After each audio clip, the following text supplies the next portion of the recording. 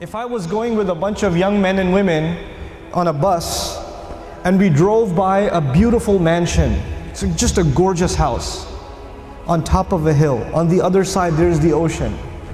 Just an absolutely beautiful, stunning house.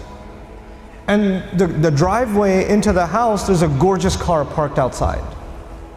And on the back of the house, there's this incredible backyard and a swimming pool and all of it. I mean, whatever you can imagine is there. It's like it's a piece of Jannah on earth.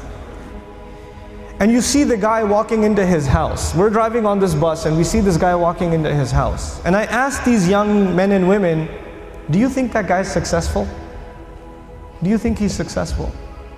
Overwhelmingly, what is going to be the response? Yeah, that's pretty successful. And the guy, look at him. Look at what he's accomplished in life. That's a pretty successful person. Okay. When you take a picture of someone graduating from college, they're shaking hands with the president of the university, they're being handed their diploma, and somebody asks you, you think that's successful? What are people going to say?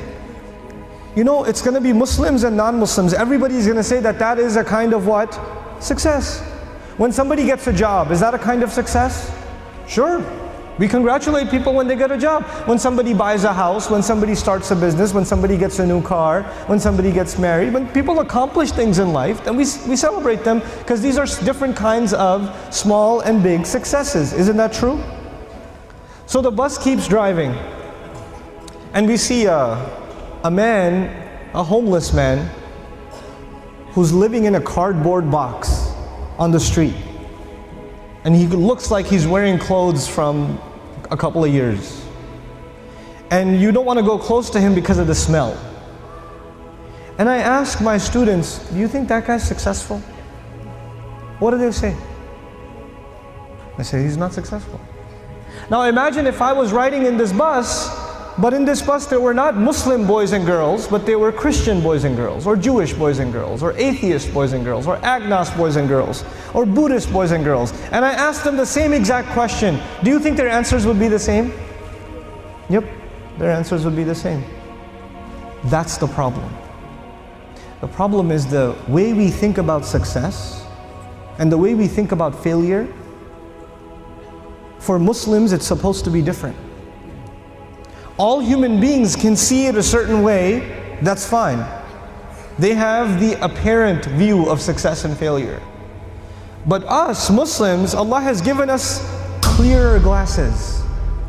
And once you look at reality through these glasses, you see something other people cannot see. You see something other people cannot see. So when you put those glasses on, then you start thinking about the Book of Allah and you realize that one of the most beautiful, captivating, magnificent homes that was ever built was the castle of Fir'aun. It was one of the most amazing homes ever built. And if our bus was driving by the castle of Fir'aun and he was walking into his house and I asked my Muslim children, is that successful? Is that guy successful? What would their answer be? Fir'aun is not successful. He's one of the worst losers in all of human history. Isn't that the case? What was the second kind of person we ran into? There was one guy walking into a mansion. What was the other guy? It was a homeless guy. Okay. Ibrahim alayhi salam was kicked out of his house. He was told to leave the house. So he's homeless. Well, was he successful? He was. Actually, he's one of the most successful human beings that ever lived. Now the Quran is teaching me that a homeless man is successful and an incredibly wealthy man is what? A failure. You know what the Quran is teaching me?